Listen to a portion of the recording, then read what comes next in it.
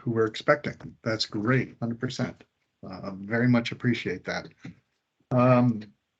For today's agenda, being our first meeting, we're going to be doing some kind of overview of information and tasks and what our role is, and introducing ourselves so that we know who everybody is on our committee. We're going to, we've scheduled an hour and a half. Today's meeting, we're going to see how long it takes, but we will be sure to stick to that hour and a half, not more, to respect everybody's time. I think we can start with introductions so that everybody knows who is in our virtual room. And I'll start with myself. I'm Greg McMahon. I'm calling myself an ARPA liaison. I don't really have a formal title at this point. I am a temporary worker retiree who has been brought back to work on some of the ARPA initiatives that we're doing, including establishing a new recruiting site for people who hire their staff directly, working in this communications group and serving in the overall leadership team of the ARPA initiative. Previous to this role, I was the Assistant Regional Director for Individual and Family Support in the South Region. Prior to that role, I was the Self-Determination Director for the South Region for a number of years. And prior to that, I was the Executive Director at the ARC of New London County, now the ARC of Eastern Connecticut. And I'm very interested in participating in this role because very often we've had a lot of really good ideas and new initiatives and lots of things that we've really wanted to do that make a lot of sense. And we've never really done a very good job of messaging that out to individuals and families so that they understand the benefits and costs of making decisions around some creative and innovative supports. Many of our initiatives are great, but they don't necessarily get off the ground. And I think that having a focus group on communicating to individuals and families is important, that we get it right, and let people know what's available to them so they can make good choices. I'm going to go through our list of participants in the order they're on here. So I will, the next up is Shannon. And I didn't say I am the chair of this committee or one of the two chairs of the committee. Shannon? Hi, everyone. I'm Shannon Giacovino. I'm the other chair of this committee. And I guess I want to just say first and foremost, I'm a family member. I have an aunt with an intellectual disability who is in her 80s. My aunt lived a very full and active life, very connected to her family and the community until my grandmother passed away. Most of my family worked at Southbury Training School, and so they did what they thought was right at the time, and they sent her to Southbury, and she hated it, and she fought it, and she felt like she was in prison. And but my family felt they knew what was best for her, and so she lived. What? I'm sorry, I don't mean to interrupt, but have we started recording? The meeting is recording, yes. Okay. Yes. Thank you. So long story short, my aunt fought very hard to have the life that she had. She left Southbury, went to a group home, lived in a senior building for a while, and none of that was what she wanted. What she wanted was her own apartment. She wanted dogs, she wanted a job, she wanted a boyfriend, and she wanted to have her own life the way that she wanted it. And it took a long time for her to get there, but she eventually got that by fighting really hard. And so previous to this position as the ombudsperson, I was the director of advocacy and public policy for the ARC Connecticut. And, in that work and in all of my work through the years, my aunt's struggle to have the life that she wanted is what motivates me, and is what makes me very excited to be a part of this process and to be a part of what's happening in Connecticut right now. I think we have a really great opportunity to be able to provide people with more choice and more opportunity and more individualized supports to have the lives that they want to have. And I'm really excited to be working with all of you and everyone in our community to make that happen. All right. Thanks, Shannon. I had one other order of business I should do before we continue on. This is our first public meeting, and there's certain things I'm supposed to say before we have a public meeting, and this being my first one, I forgot to say it. So but just go through the rules and around a public meeting. So the meetings of the ARPA transformation committees are all public meetings, including ours as defined by Connecticut Freedom of Information Act. And we have to follow the guidelines that were involving that act. Since this public meeting is held virtually, it's going to be recorded and made available for anyone to see on the DDS website. Committee members, all of us, if we're speaking, need to make a good faith effort to state our name and title whenever we speak. We may be repeating that a lot, and Shannon and I as chairs should try and remember to remind you to do so, so that the public, anybody on the call, knows who's speaking. If a committee member would like to speak, just you can raise your hand. We may have some natural discussions going on, but you can also raise your hand in the chat.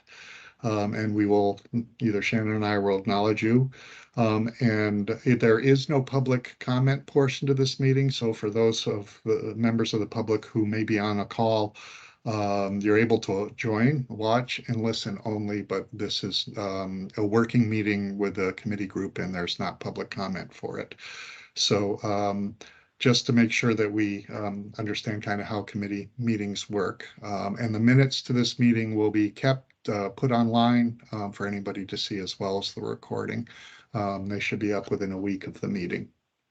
So sorry for not remembering to say that immediately as we started the meeting, but those are the rules by which we abide by for a public meeting.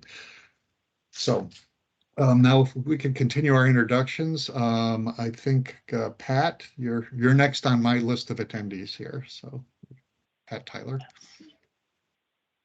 Hi. Supposed to introduce myself. I should have thought about this more. I'm a parent of a 30-year-old man who is residing in stores. She's lived with supports in various different models, and she's someone who leads an interesting, engaging life with a lot of help from her friends, as they say. She gets by with a lot of help from her friends. Her name is Melissa. And by way of myself, that's her introduction. By way of myself, I'm her mother, so that drives everything. I also worked for the state for P&A for about 20 years as an abuse investigator. So I've been around the horn with many families and the triumphs and struggles that they've gone through, and am interested in helping families to feel that they are part of a collaborative effort with DDS and the state, not just passive recipients, but also people who are part of designing the systems to which they will be the recipients in the future. So that's mainly my focus,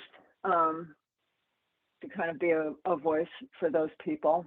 Yeah, and I'm happy to be here and hope that our recommendations are taken seriously and become implemented. I think that's about it for me. Thank you. Adriana.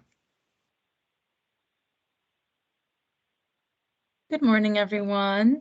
Adriana Ramirez, and I am a Spanish-speaking family support coordinator for Connecticut Family Support Network. And what we do is we support families with family members with disabilities, as trying to help advocate and empower. And I love what we do because everyone at CTFSN has lived experience, so everyone is tied to family with disabilities. So we have that lived experience and that we help lift up that voice. I'm very excited about this, as well as also having family members through the gamut with either a physical disability, intellectual disability, or mental health. So I love to be able to help them express their voices and partner with DDS and this initiative. And as Pat says, and everyone else so far, it's very exciting and hopefully that we can start working as teams together and really have the ability to spread the word of all the goodness that DDS is doing and really connecting with the families and that they serve. Thank you. Kevin.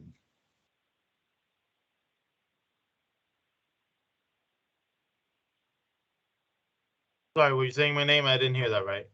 Yeah, you're up, Kevin. Thank you. So hello, my name is Kevin Arce. I'm a self-advocate coordinator for DDS. I don't think there's much I can talk about myself that, well, I don't know. I mean, is there anything else you'd like me to say? You want to turn the camera on so they can see your face? Okay. Just, I mean, how else are they gonna? It's up to you.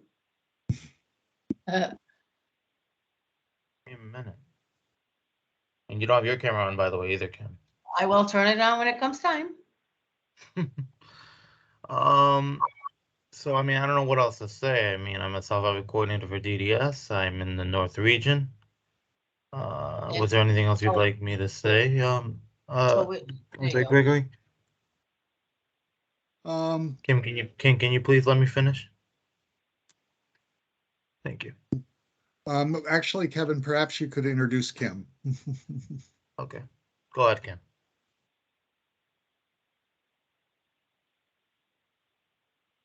You're muted, Kim. Good morning, everybody. I'm Kimberly Butts. I'm a self-advocacy, self-determination employment instructor. I help support Kevin. Nice to see everybody. Okay, thank you. You might have Welcome, seen thank you. that Kim was not on our list. I actually thought you were a member of the public, in which case we wouldn't Oh, have called on no, you, but no, you're here she's as here a for my support support. staff. So. And generally, for those on the committee, and for Kim, the support staff are there to help Kevin if he needs any assistance in working through the process here. I'm not a formal member of the committee, so but just really here as an assistance to Kevin. So thank you, Kim, for being here, and thanks, Kevin. Of course. Yeah. I'm sorry. What did I miss anything? I know some people were talking about their background, so just want to make sure. Anything you'd like to Okay. say, Kevin? Okay. I already said my background, or you know where I was. I just want to make sure that. Okay. Oh, you're Sorry. good. All right, Cheryl. Good morning. I'm Cheryl Ellis. I am the Director of Diversity, Equity, Inclusion with DDS. And I am working with the committee, you all, to just listen, learn, make sure that we keep in mind the lens of diversity and just work together to come up with a great plan. So thank you. Thanks, Cheryl. Jerry. Hi, I'm Jerry Kogut. I'm a parent. My son will be 34 years old next month. His name is Peter. And Peter, right now, he is working in a program during the day, which he loves. He has lots of friends there. He's in the community. He volunteers. He had lived at home until he was about 30. And then it was the big, decision and looking to have a place for him. And he does have a very nice home with 4 other guys, which he loves. And so that I get to help and support him and, be his voice when that's necessary. I am also past president of Mid-State ARC, and I am still on as a director on Mid-State ARC. And I was a middle school teacher and then went on later on to be a special educator so that I could continue helping individuals and their families. I started family support groups and things like that. Right now, I'm also a GAL with the court, guardian ad litem, so I can continue the voices for kids and families. Thank you. And Jerry did let us know maybe before everybody was on, given that role with the court, I take it, that she needs to log off at 11. So. And that's unusual. This is just this should not happen in the future. Okay. Joanne? Good morning. I am Joanne Melise, and I'm really impressed by the people in this group so far. I have worked in the field supporting people with intellectual and developmental disabilities for probably well over 40 years. And I have had the experience of working both within state systems and outside of state systems. I am currently the state director in Connecticut for Living Innovations. And what we specialize in is exclusively support people who choose to live in CCHs and community companion homes. I am also, full disclosure, the state director in Rhode Island for that.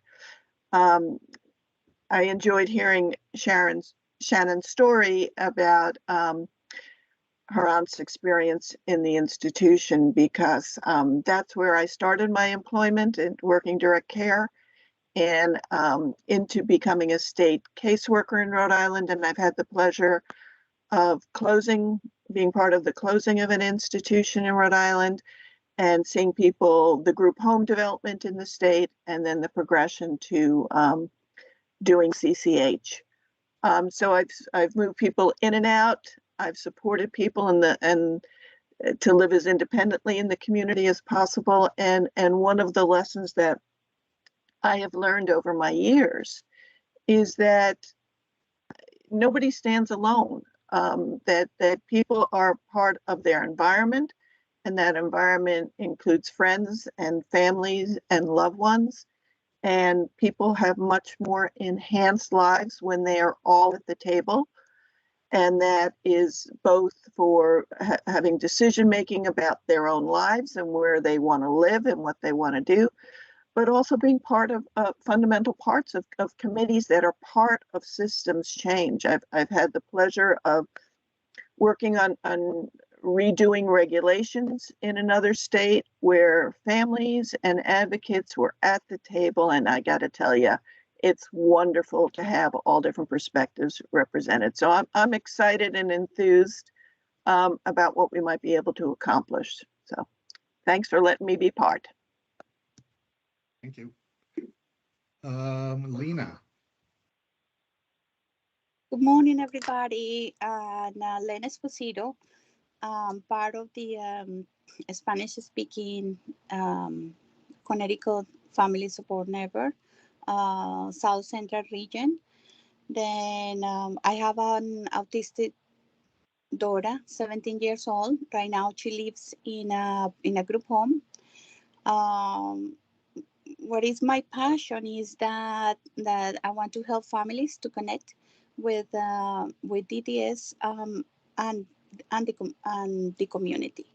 Then I feel sometimes that that we have a lot of parents that they are not really clear about what is the job of DDS services. Then that's why I wanted to try to guide them and be a bridge if they have questions or no. Then I'm here kind of to support everybody who is not familiar about the systems. I work with, I'm part of several support groups, and I participate in a lot of different advisor councils and different committees just to have enough knowledge to try to help the families. Thank you. Thank you. Meta Cruz. Good morning, Maricruz Ortiz, Director of Services for Benford, Connecticut. I've been here for 21 years and I'm excited to be part of the group because I have worked with families and see how scary they are to place somebody into services. So I've seen success stories and I've seen the struggles of families, not only Latino families, but just families understanding what the process is. So thank you for having me. Okay. Denise. Good morning, everyone. I am Denise Palladino. I'm the Self-Determination Director for DDS for the South Region.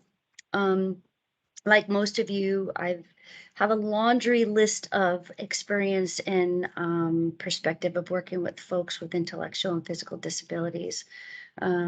So my position now is overseeing the self-determination division in the South Region, as well as the BSP program, which is behavioral support program for youths with behavioral challenges, as well as working with the self-advocate coordinators. There are 10 individuals who are employed by the state that I get to work with 3 of them intimately. I also oversee our recreation program, which was brand new, which started during COVID pandemic.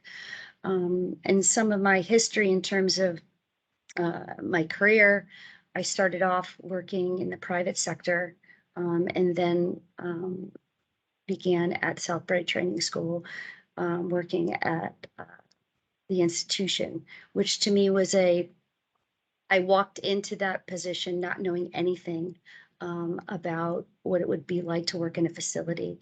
And I was a case manager in that position and was very fortunate enough to have an extraordinary team who was very open to self-direction, self-determination. And we worked very hard to have a young lady move out of Southbury to Florida, utilizing the very first interstate compact agreement. So she was able to move to Florida with her sister, moved into the home down there, and we were able to transfer funding from Connecticut to Florida. And then somebody from Florida was able to move to Connecticut. So it was one of the firsts for us. So that was when I really felt like self-determination is where I really thrive and want to be. And I saw the successes.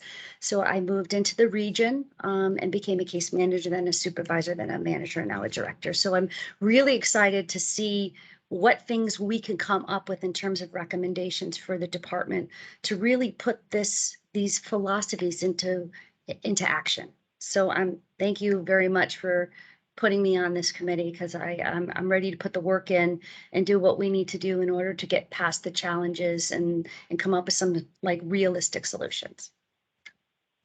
All right, thank you. And Jessica. Hi, good morning, everybody. I'm Jessica Sundell. I'm a supervisor of case management in the self-determination division at DDS. Prior to this, I was a support broker for a number of years. So I've been with DDS for about 9 total. And before that, I was in private. I started my career as a camp counselor down at Harkness, which I don't know if any of you have ever heard any of the stories from down there that I've shared or anybody else, but it's such a great place, and it sort of, built the foundation of what I'm doing now.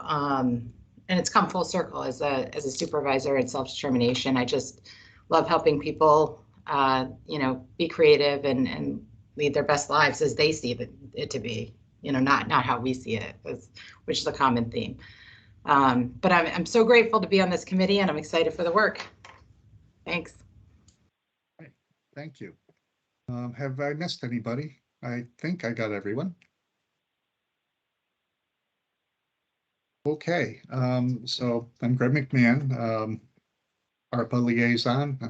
And remember, we do need to state our names and titles as we move forward.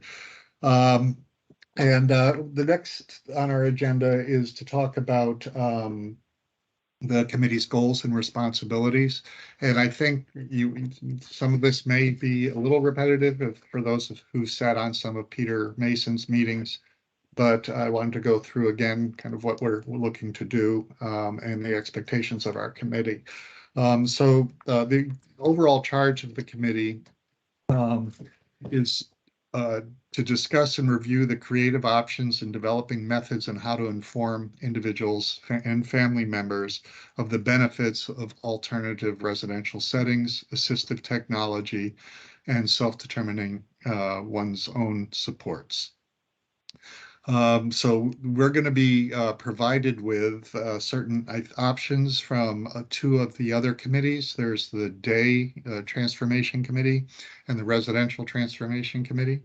They're going to be making recommendations on various incentives and program development, encouraging creative and new and different ideas on how people might receive support that are not necessarily the traditional supports that we provide. And so we're going to be working a bit off of the input from those committees. We're also going to be hearing about the transformation plan, which is another group, what those transformation plans will look like and how those plans can support people to look at and consider some of the alternatives. And it will also help structure for providers ways to make good transformational plans for their agencies. So there's a lot going on, and we're going to be reviewing a lot of different information from the other committees. As Peter has said, this isn't an effort to stop doing what we're doing, and that we're not looking to close CLAs, but we're looking in the end to look at alternatives to CLAs that will provide people with more independent living and to be able to use skills that they have that might not be using now, and to look at technology, remote support, and different alternatives that are out there. So it's very exciting to me to be able to look forward to moving in creative ways. And our in and around all of those things that we're doing, the role of our committee really is how to communicate that in a way that is clear and understandable to families, so that they know what those options mean, and how they might be beneficial, and how people might want to look at things they might not normally have looked at. And I think that will be one of the major charges of this committee. The other thing that I'm hoping we will accomplish wasn't necessarily in Peter's presentations, but my own editorial is that throughout the years, as we've gone through multiple initiatives and changes, very often if I come to meetings like this, I'm usually talking to the same family members, or many of the folks who are active and participate in committees on a regular basis, and we appreciate that input. It's really helpful in our system change.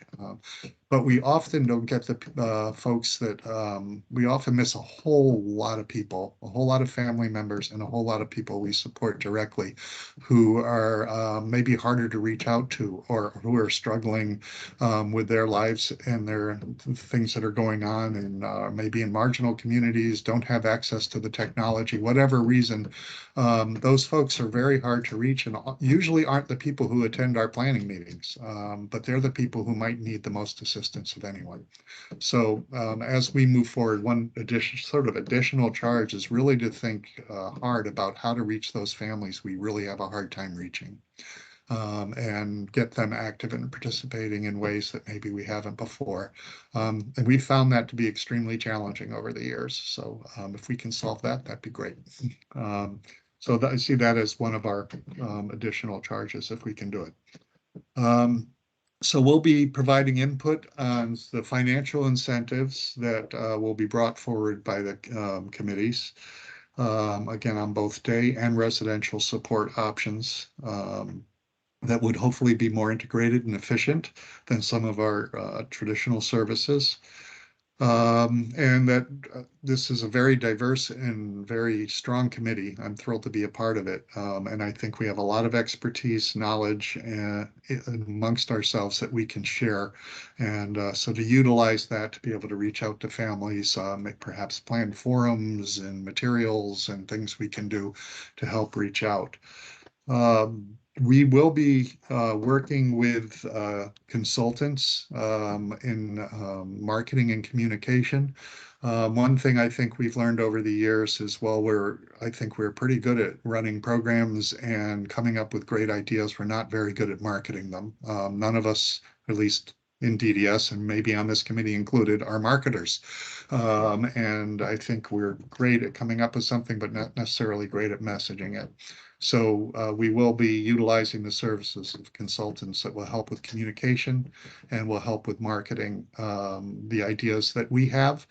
And also concurrently, there's the DDS committee that's engagement committee, because if the DDS staff and are not understanding what we're doing and not invested in what we're doing, then that will create a great challenge in moving forward. So this communications committee or a group will also be working with the DDS engagement committee, and I suspect we'll have some overlap. We ought to have some overlap with that committee as we come up with ideas. Let's see what other. So we should be working to identify the best ways to communicate with individuals and families, be looking at what are the best formats for that communication, providing avenues to encourage education for families and individuals. We support both for residential and day services. We should be looking to overall inform families about the transformational initiative and what we're trying to accomplish. Talk about the incentives that are coming forward, and look at what might be some of the struggles as this and some of these initiatives go forward, and perhaps some of the COAs, if an agency looks at a whole group of people who want to move, and we have to figure out how to communicate and encourage those folks, and also figure out what to do with those how we best communicate with those who are not interested in what we're trying to do. That is, we may have, as an example, Peter's using in some of our other discussions, is 5 people live in a group home and 4 of them are interested in the initiative, but 1 is not. How do we communicate and how do we support that 1 in a supportive way, but also having to make some decisions that that might be difficult for those families. So that's another challenge we'll have to work through.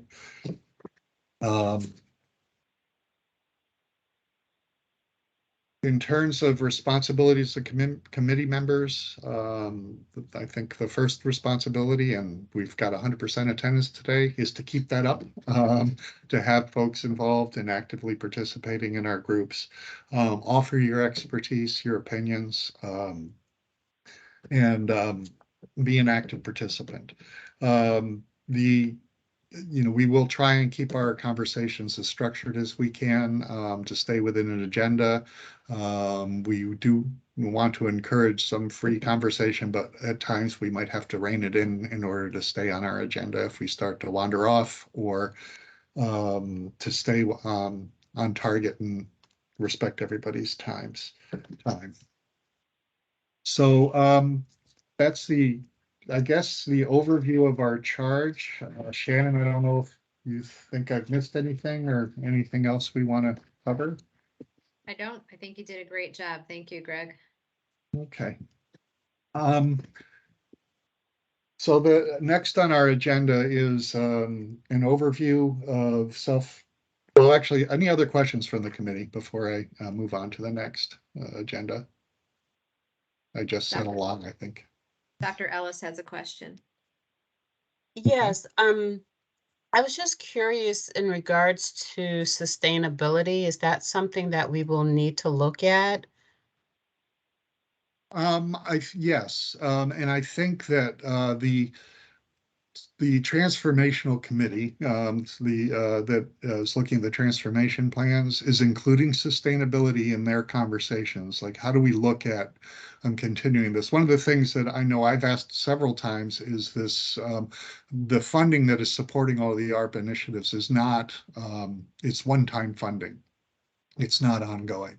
So as we put into place these initiatives, in a couple of years, the funding from ARPA will go away, and we need to know that the initiatives we're putting in place can continue beyond the ARPA life. So yes, we'll have to have significant consideration of that.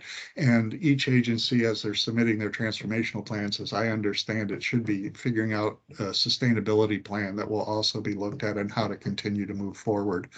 Hopefully the end result of this will be, will be cost efficient in a way that it can continue to sustain itself.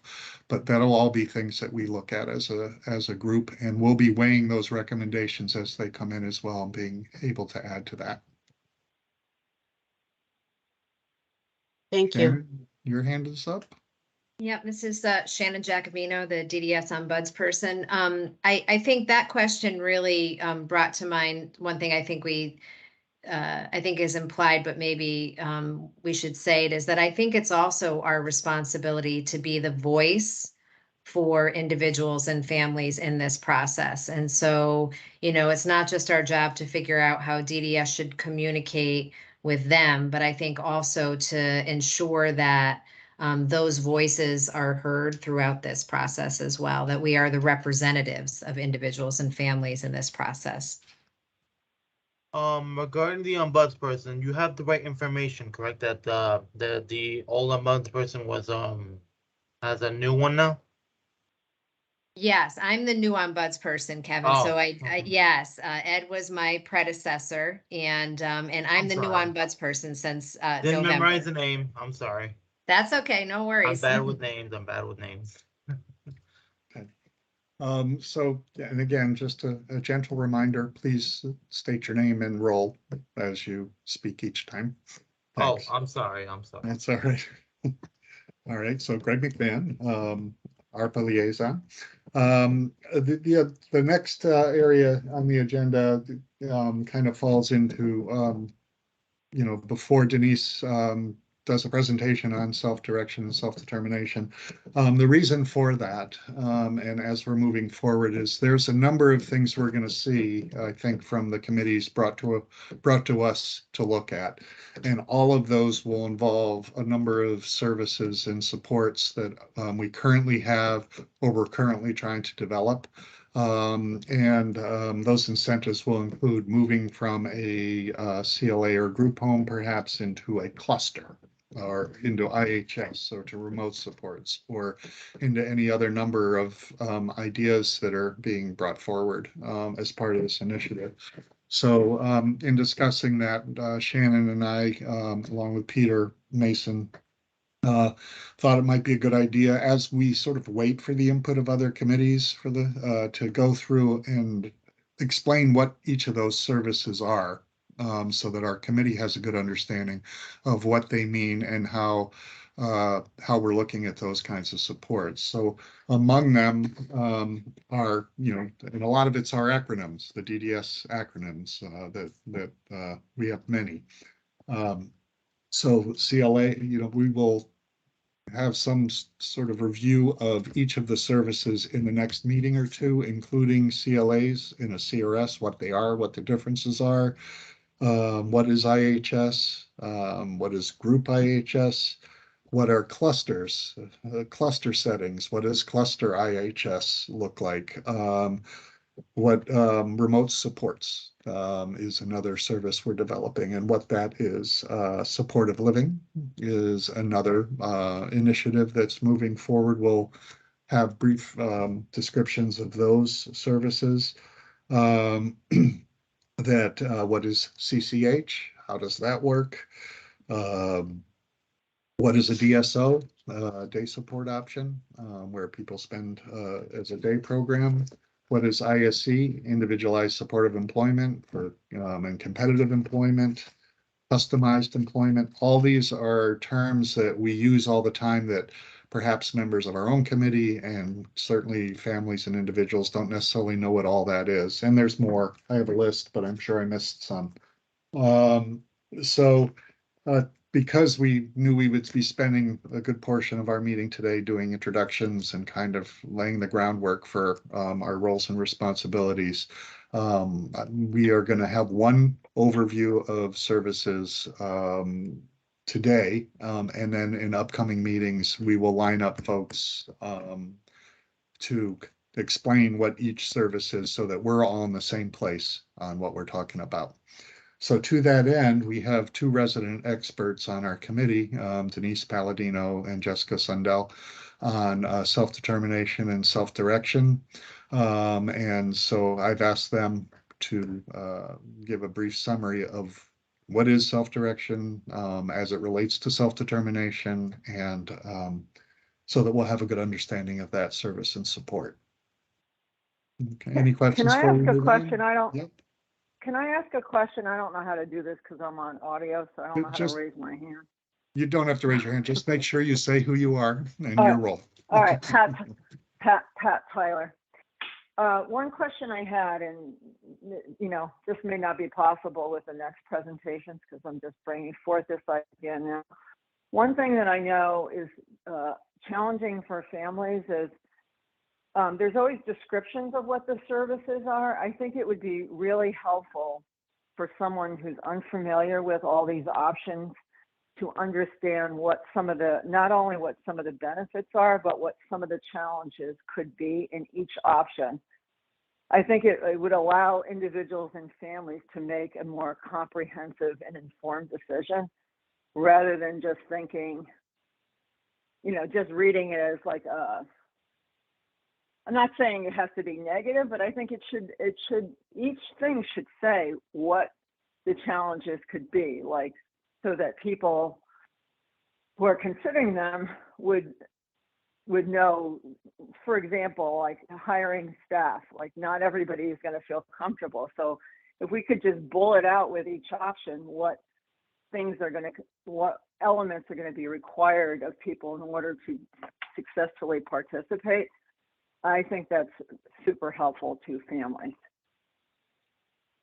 Yeah, this is Greg McMahon, ARPA liaison. I agree, and I think that I have a hunch that Denise's presentation will include a little bit of the challenges that come with self-directing as well as the benefits. And I think that is probably within the charge of this committee, is to develop those materials that explain both the benefits and challenges so that people can make good and well-educated decisions. So I think that's very important. Okay, thanks. All right, Denise. All right. Hi again, everyone. Denise Palladino, Self-Determination Director. I think Adriana has her hand up for a question. Do you want to go before we jump in? Oh, I'm sorry, didn't see that. Yes. It's really quick. Before I lose the idea, following Pat, this is Adriana Ramirez, Connecticut Family Support Network. I love that idea, and just throwing it in the parking lot as we continue, because as we get ideas, it's kind of just whoever's doing minutes and stuff, so we can try to discuss it later. When Pat said that and everybody's nodding, I thought immediately, I'm a visual person, and to make things very simple, we all are used to comparing plans. We're all used to comparing price plans and things. It'd be a great thing to do a visual listing all the options and the main categories. And if you choose this option, it includes this, this, and this. This option includes, and it's just a quick visual to see what benefits you're looking for or what things. So nice quick bullet. We don't have to because sometimes explanations and visual, I've tried going through the DDS website and I'm very tech savvy. It's confusing, and certain pages are working, certain pages aren't. But Pat reminded me of the idea of something visual that we're already used to seeing and families are used to seeing, and to be able to implement the same thing. Thank you. That's a very good suggestion, Adriana. I was thinking the same exact thing myself. So I don't know if we're going to have folks, taking notes. I know it's being recorded, but do we have like a note taker, or who should we assign that role to? Not that I want to become chair, Shannon or Greg, but I'm just thinking it might be good to kind of have like ongoing, notes for this. I know I can send. I'm sorry to interrupt you. I am the note taker right now. Okay. I Awesome. would love people to step forward and offer to help me with that as well. So if you take notes and you want to share them with me, that would be great. Thank you. And that was Shannon Giacovino. And there will be minutes. The minutes probably for online aren't going to be the, the comment by comment, but we'll capture the major areas of discussion and recommendations of the committee. And those will be posted. Actually, part of those public meeting rules are that they be posted within a week of the meeting, so they will be posted. But I think we will also be keeping track of projects and recommendations as well. Okay. Go ahead, Okay, Denise. Denise Palladino, Self-Determination Director in the South Region. I'm just going to generally go over some, the philosophy base of just self-determination, what self-direction is. Jessica Sundell is going to we'll bounce some things off one another and then open it up for questions if people have any specific questions. Just basically self-determination. It's a national movement. It's a philosophy that's focused on individual rights and personal freedoms. It's a service delivery option or approach where folks in the department who are eligible for DDS and have an allocation can use the funding to live the lives they desire. Self-determination helps not only the individuals that receive services, but their families and friends, help to determine like a future design of support to assist them live the most quality lives that they can have. Let's see, self-determination can be self-directing your supports. That would be hiring a support staff in addition to agency with choice. And what I mean by agency with choice is we have qualified vendors through our department who have an array of staff, where an individual can choose the staff that they feel most comfortable working with. So that would be a support option, agency with choice. Or they can do a combination of self-hire with DSP, means direct support professional. That would be a self-hire. PCA, if folks are used to receiving services through DSS, which is another self-direct model. Community First Choice, their self-hire staff are called PCAs, which is personal care attendant. So I just kind of wanted to throw the acronyms out there so people understand that DDS is not the only state agency that offers self-directed supports. DSS also does through the state plan care, which means Medicaid insurance, Husky, will cover those service options for people. And folks that are eligible for DDS services can use a combination of DDS supports as well as CFC if they have a hands-on physical care need.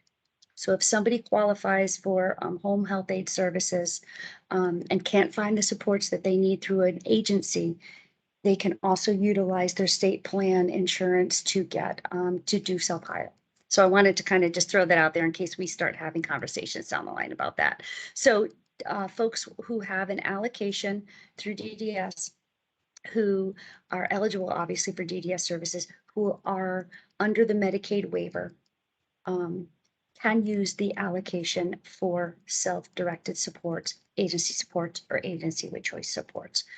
Folks can also choose to live in a conjugate setting, as Greg said, CLA, which is a community living arrangement, which is usually a 24-hour support setting. And the room and board costs are covered through DSS, the Department of Social Services. So there's that living arrangement. There's also a CRS, which is Community Residential Support Setting, which is not a licensed setting, similar or can be similar to a CLA. So there's many choices in the department. I'm going to kind of focus, and Jessica and I are going to focus on self-direction, but just because you live in a setting other than self-directed supports, you can be self-determined. And that's kind of where I wanted to thread that philosophy, that it does not matter what setting folks are in, they can live self-determined lives. So let's talk about self-direction, which is one of the means of being self-determined. In our terms of our definition, of self-direction is a service delivery model. So it's one option that people can use to put self-determination principles into action. Folks have the freedoms to develop the supports and services that they want, or they can live where they choose to live with the people they want to live with, engage in the things that they'd like to engage in. Some of the planning tools that we use in order for folks, to be self-determined, charting the life course.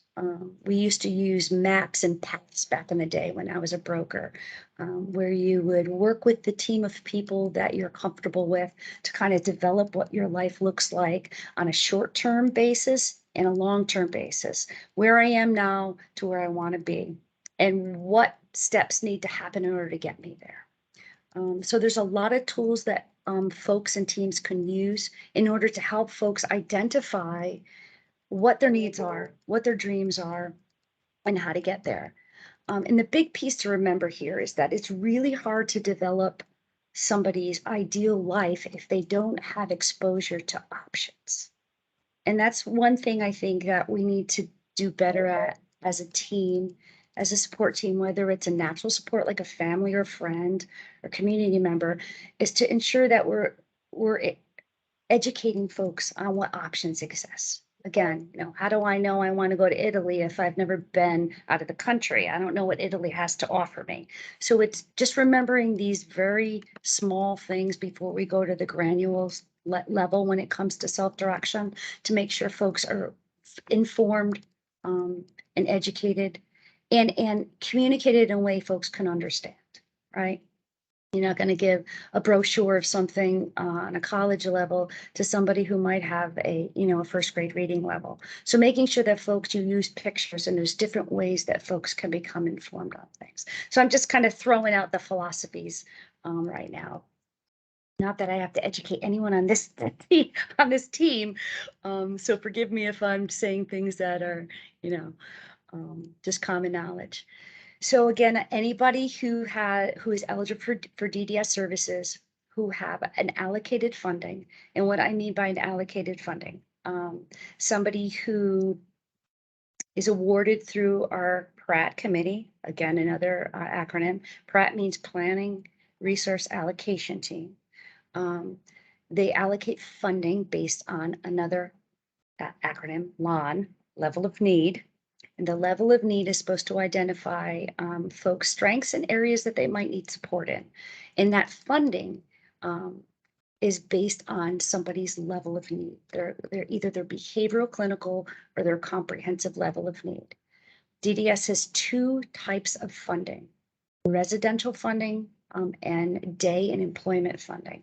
And the only reason why I'm saying this is because when somebody is going to self-direct services, there are criteria. Our funding is kind of, we have to make sure that we utilize the funding as it's intended. And what I mean by that is day funding cannot be used for somebody's daily living skills to help them with showering or hygiene.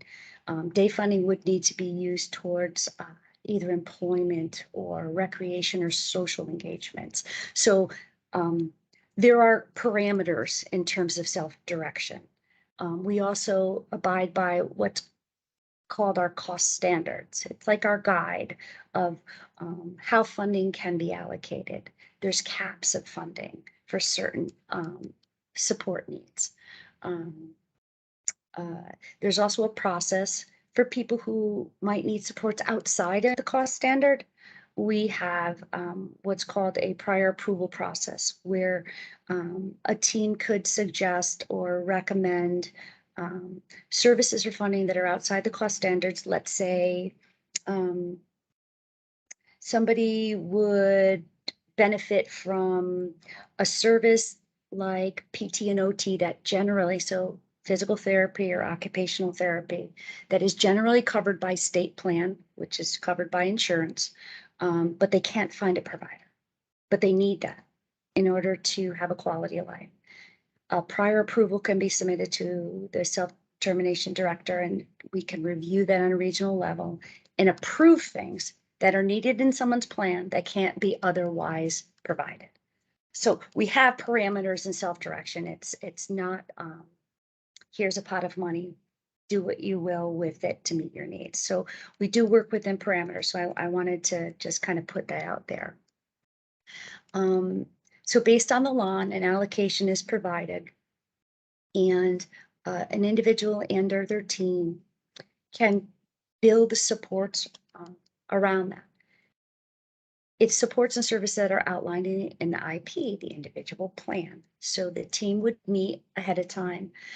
They would look at the lawn, the level of need, determine the areas that somebody might need supports in, also identify the areas that somebody would like to thrive in terms of their dreams. And then an individual budget is built around that. So self-determination, self-direction involves the individual plan, an allocation, the level of need, and then a budget. Generally, a broker, which is a case manager from the department, who kind of specializes in building individual budgets. Although we do have many case managers in other divisions, individual and family support division, who are very skilled at being able to build individual budgets. We just don't have enough of brokers to go around. So we act as we collaborate. We are a consultant for general case managers. Sorry, I know Cheryl, you have a question. Do you want to jump in now? Sure. This is Cheryl Ellis, Director of Diversity, Equity, and Inclusion. You had mentioned the priority supports, and I was just wondering, are those short-term, or is there a limited amount? If it's a long-term need, does it fall into a different pool of money, such as money follows the person or something else? Okay, so in terms of, so money follows the person. That's overseen by the Department of Social Services. So when somebody is institutionalized, they live in a nursing home, they live at an ICF setting, and they want to live in the community, they want to live in a less conjugate setting, they DSS, Department of Social Services, will portabilize. So they'll make that money available to that person so that they can move out of that institutionalized setting. So money follows the person as a 365-day time frame, if you will. So like you said, is it temporary? Yes. Money follows a person is temporary, but it then gets at the 366th day, actually 365th day plus 1 minute, it becomes DDS funding. So we will take over. But just because I know a little bit about MFP, I'll just tell you a little bit more about it. If during that 365 days, somebody needs to be reinstitutionalized, let's say they had some complicated medical needs that were unable to be addressed in the community, and they needed to either short-term or long-term go back into an institution, a hospital, then the time frame stops. So that 365-day clock stops. Okay. So let's say their funding's available for 12 months under MFP, and 3 months they lived in the community, but they had a 1 month break. They had to go back to the hospital. When they come back out, that month of funding is given back to them. So it's not like they lose out on that funding. And that's to give a transition period for people so that they can get used to their new supports and services, see if it's successful, to see if it's enough funding, to see where there might be some gaps. So that time frame is when DSS team, which we do have DDS case managers who work for MFP. We have designated MFP case managers. I know we're a little off target, but MFP does do self-direction. They work with the teams and they hire supports and staff. They could have private agencies as well as a combination. At one time, MFP money wasn't allowed to be used towards community living arrangements, CLAs, but most folks coming out of institution settings do require 24/7. So sometimes there is a combination of supports in order to make that successful in the community. So yeah, Cheryl, that MFP stuff is temporary funding, but it's long-term and sustainable through DDS. In terms of CFC, Community First Choice, that's also long-term sustainable funding. So again, that would be like anyone who has a DDS allocation and decides, I want to change my supports and services, the money doesn't go away. The services are ongoing, but you have different options. Similar to CFC, you could use CFC funding for self-direct hire, or you can use CFC for provider agency supports that are qualified through DSS. So that's sustainable. It's just there's different options within that funding allocation. I hope I answered your question. No, you did. Thank you very much. Okay. All right. Awesome. Okay. So we'll back into our self-direction for DDS. We have our level of need. We have our individual plan that we've identified the person's life, what they'd like to see, where they need supports, where they need the funding to be allocated. The case manager or broker builds a budget based on those needs, but also in alignment with our cost standards. And then there is what is called a fiscal intermediary, FI. So what the role of the FI is they're basically a payroll agent. They work with the employer of record, who is the person who is responsible for overseeing and managing the individual budget. So when you self-direct, you have to have an identified employer of record. It could be a parent, a family member, the individual. It could be the individual who might not be able to uphold all the roles and responsibility of being an employer of record. So they bring on someone to help them called the sponsoring person. That sponsoring person is not a paid support. It's just someone who wants to assist and can assist that individual in fulfilling the role as an employer of record. So let me give you an example. So I'm an individual in the Department of Receiving Services. I want to self-direct, but I'm dyslexic. So this is true. I actually am dyslexic, and I might need some help with managing my budget or time telling. I know I want to work with X, Y, and Z people. I want Mary to work with me. I know what times I need help. I need help in the morning to get me up because I'm not a morning person. I need someone to help me manage my money and pay bills. So I know I'm not going to be able to sign timesheets because I don't know how to tell time. So I might need a sponsoring person to assist me with doing some of those roles and responsibilities of an employer. Also, a sponsoring person I might want help. Let's say I'm not very good with firing people. I don't like confrontation. I might need a little bit of support from somebody. I can also bring on, depending on my budget and on my allocation, I might want to bring on an individual goods and service supervisor who can also help me. What that person does is helps me recruit staff. They help me interview staff. They help me train staff. They help sign the timesheets, which is now electronic visit verification. So you might have heard the term EVV, which has been going on. It's a federal mandate through the CARES Act.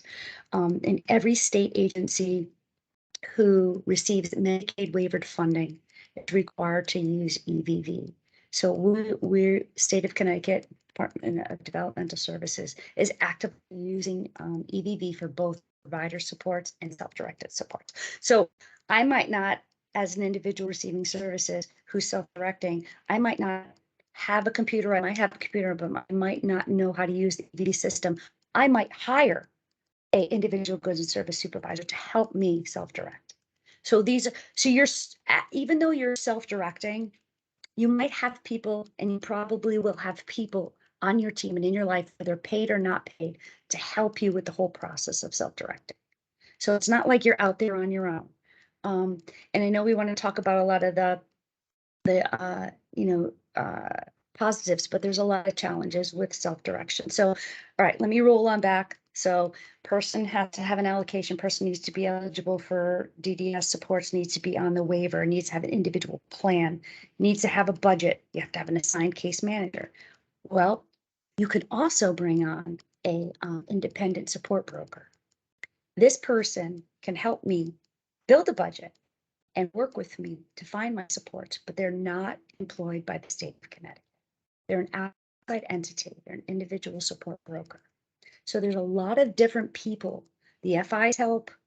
You have the folks with EDV and data who help you get through that very challenging system. You have sponsoring people. You have individual goods and service supervisors, and you also have your case manager broker to help with you managing your individual self-directed services. What else can I tell you? Jessica, have I left anything out in terms of who's in my circle to kind of help me self-direct? No, not that I can think of. All right, great. So, I mean, I can go on and on about the benefits of self-direction. I've worked in this field for almost 25 years, and the successes are enormous in terms of folks who self-direct.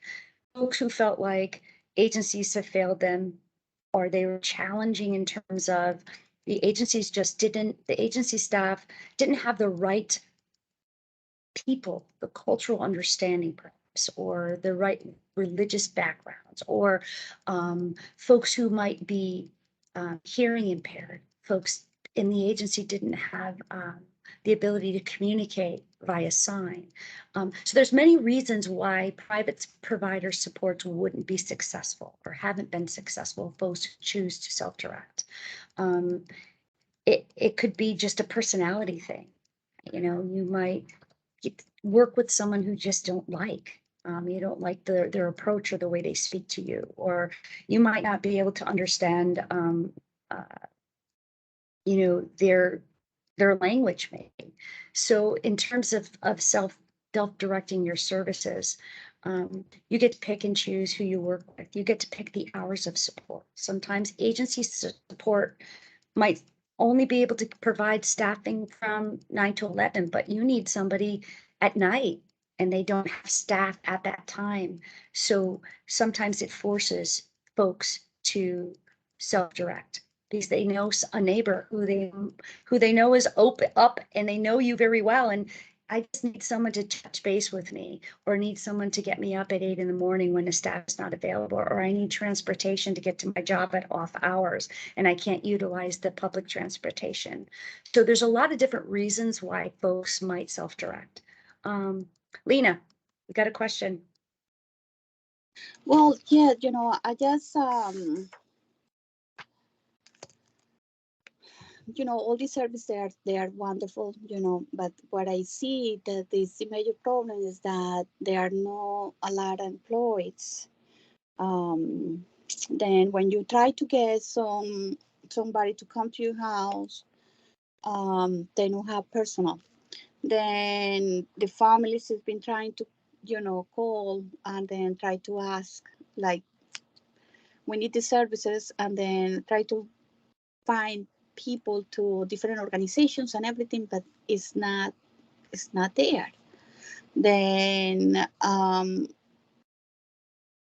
so glad that Connecticut has so many programs, so many beautiful programs and everything, but I still disappointed that we need to have a lot of parents still on the waiting list from DDS, and then the parents that are on DDS is still there. We are struggling to find providers. And then I know that we had this self-pay, but the problem that we have is that if you have a child with special needs, it's not like you go in there and I say, okay, anyone who has these hours come here, because we need somebody who has the training. We need somebody who we trust, especially when you have a child that is no verbal. That is not really kind of open it up when you don't have somebody that you can trust. You can know a lot of people, you can know a lot of community families, people from the church, or you can have, but do you trust your children that is no verbal, or maybe they need a specific needs or anything like that? Then that's what is making it so difficult. Then I would like to see if maybe we can try to unify these wonderful services that we have from DDS. Thank you. Thank you, Lena. Go ahead, Shannon Jacobino, Ombudsman. Hi, this is Shannon Jacobino, DDS Ombudsperson. I just wanted to do a time check. It is 11:12. And I think we should probably leave ourselves at least 10 minutes or so for the last few items of the agenda. I don't know if you think we need more than that, Greg, because we are going to have to do some scheduling stuff. Yeah, definitely. I think we'll need 10 minutes. We'll have to keep to that. Yeah. So we probably need to I'll wrap it up. summarize. Yep. Denise Joanne. Palladino, Self-Termination Director. I know Joanne has a question too, so we'll jump in there and then I'll wrap it up with some challenges because Lena is basically, that's what she was speaking to. Joanne Melise, Living Innovations Director. Denise, this is fabulous. I love this. I love this service. 2 quick questions for you. As long as people remain within their budget, are they flexible about the rate that they compensate their staff? And who does background checks on the people they're hiring?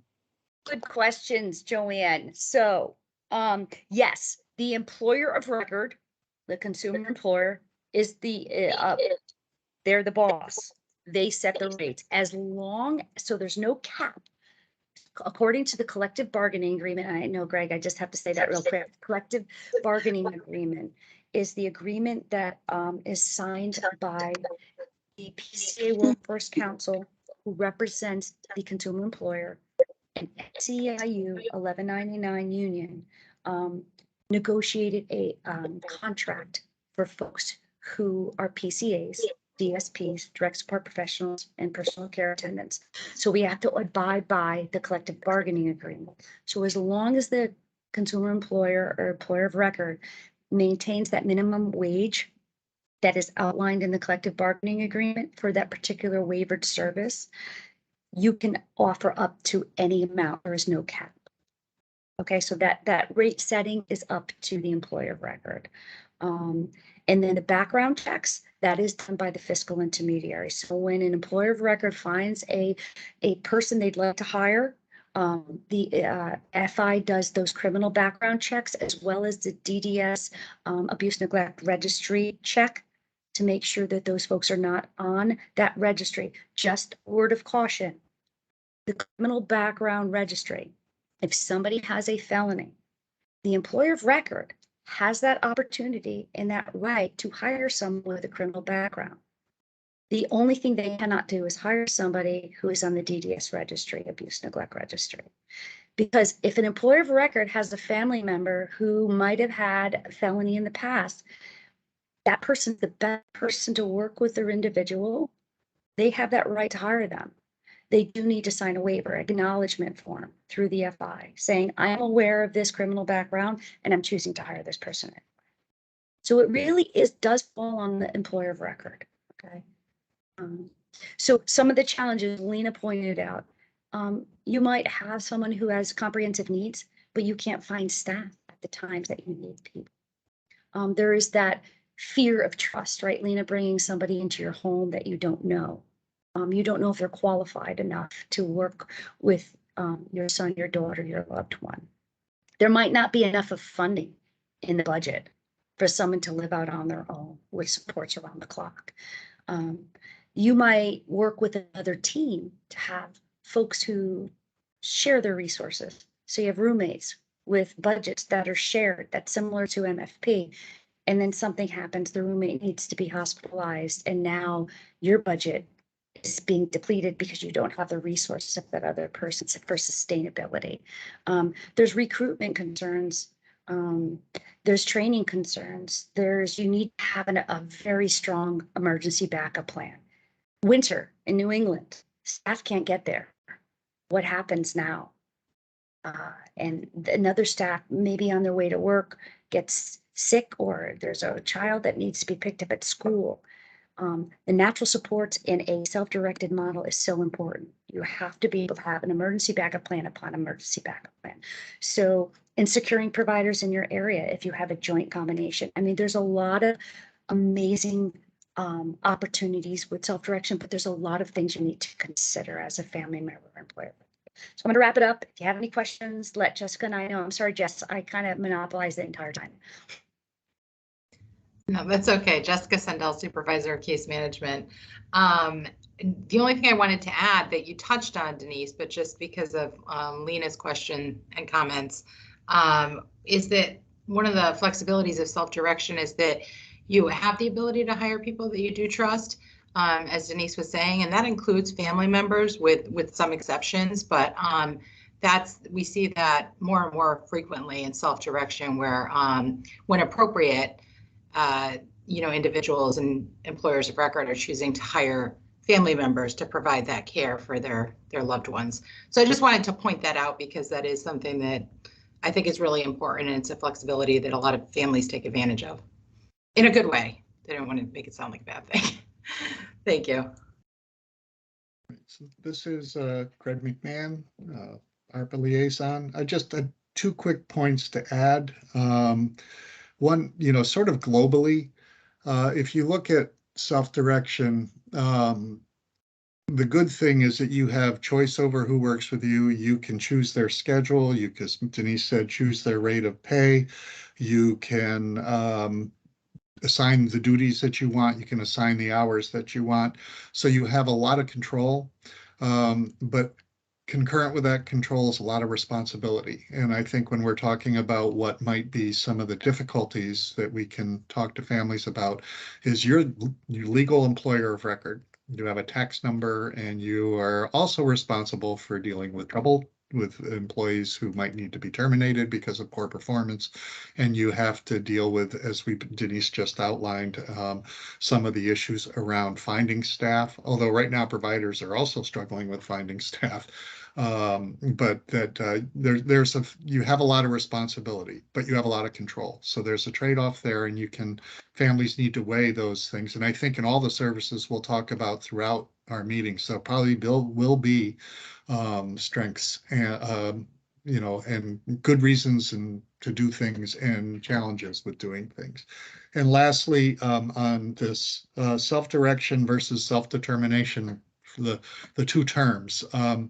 I've been working very hard with the folks who are coordinating the overall effort to explain to them that self-determination, self-direction are not synonymous. As Denise said, one is a means toward a self-directed life, and the other is a philosophy and an overall picture of what one person's life looks like. So as we're moving forward, I keep getting thrown materials that are saying self-determination when it's intended to be self-direction. So I will remind folks when when those terms come out that we might be not looking at so much the self-determination philosophy as much as the service that comes forward. So that was all I had to add. But Shannon, you have your hand up, ready to move on. Shannon Giacovino, DDS Ombudsperson. I'm glad you raised that. So I'd like to put a pin in that because I think in terms of clear communication with individuals and families, it's very confusing for people. Self-determination should be a part of every single support that DDS offers. And I think that combining those 2 terms in the way that they do implies that the only self-determined life is a self-directed life. And I think that's something that we should put a pin in for our committee to discuss in the future. Okay, thank you. So I think we have 10 minutes to move on, and I'm going to, the next topic for discussion is meeting schedule going forward. I'm going to turn that to Shannon, as she has noted a couple of conflicts in the schedule that we created that we're going to have to work through. So Shannon, you go ahead and discuss that. Sure. Shannon Giacovino, DDS Ombudsperson. So we have 2 conflicts in our schedule moving forward through November. Monday, September 26th is Rosh Hashanah. And so we need to reschedule that meeting. And, there's a chance that we might find that there's a time when we don't need to meet, but I think it's important for us to have all of our meetings on the book. And the reason that we need to really reschedule these 2 is because they're sort of back-to-back meetings. So the first one is Monday, the 26th. which is Rosh Hashanah. And then the second one is October 10th, which is Columbus Day. And so I'm hoping that maybe we might be able to very quickly here determine if there's another day in each of those weeks that we can meet. And so I'm just going to go through the week of the 26th. Are people able to meet on Tuesday, the 27th from 10 to 11:30? I'm saying no. How about the 28th, same time? No. I can't do the 28th. Okay, that's all right. The 29th?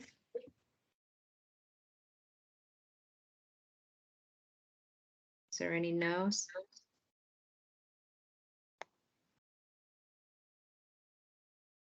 This is Denise Palladino, SD Director. I will have to reschedule a meeting, but I can make this a priority.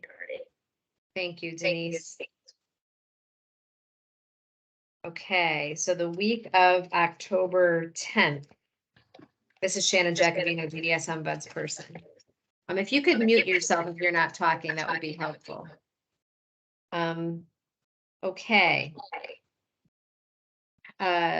Tuesday, the 11th from 10 to 11:30. Is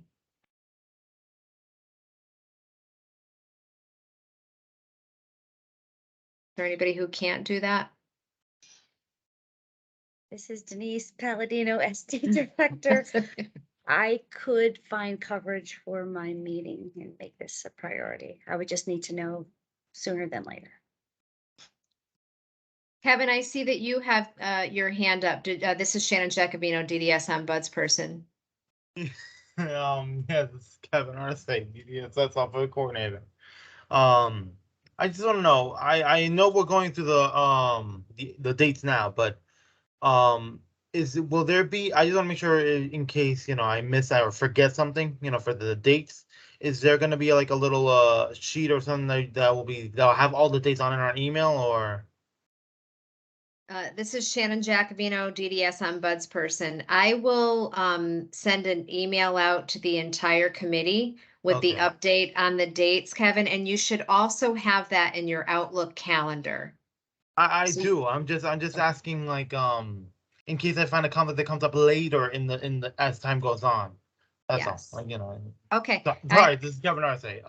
I keep forgetting to say that. I'm sorry, Gregory. This is Shannon Jacobino, DDS ombudsperson. I think that covers the scheduling issue, Greg. So did you want to cover the future topics or? Yes, I think we've identified what I believe I've outlined what I think the next few meetings will be, our next meeting at least, which is a little more education on what each of the services that we're going to be talking about in the future are.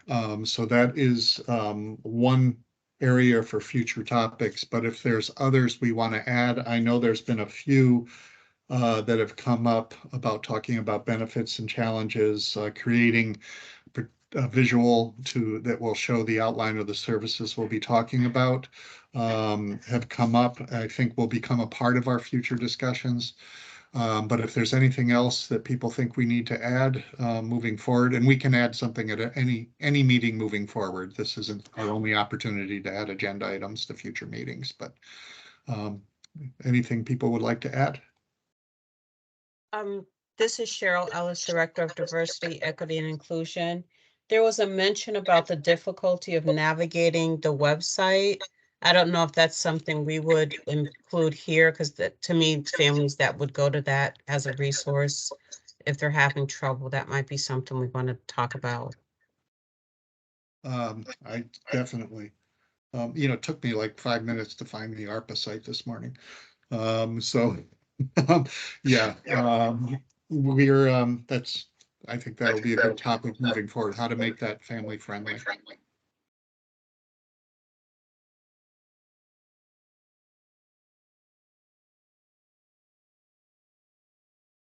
All right, so to confirm our next meeting that you just figured out, Shannon, will be you just confirm that then?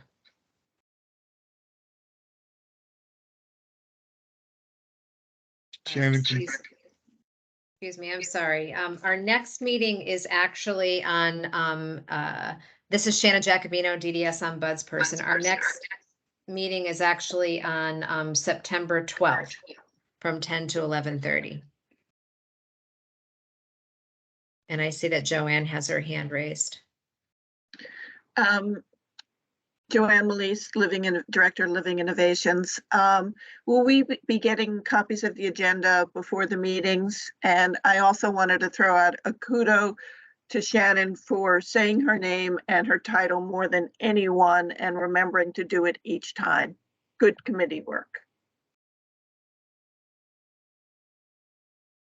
This is Shannon Jacobino, DDS Ombudsperson. You will receive the agenda prior to every meeting. We have a requirement to get that out, I think, within 48 hours of the meeting, but you should be getting one from us before that.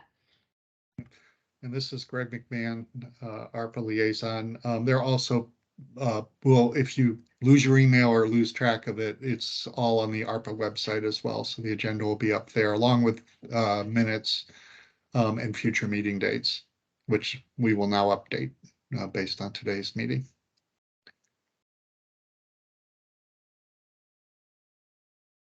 Okay, well, if there's nothing else, we ended almost right on time. So thank you all for using our time efficiently. And I look forward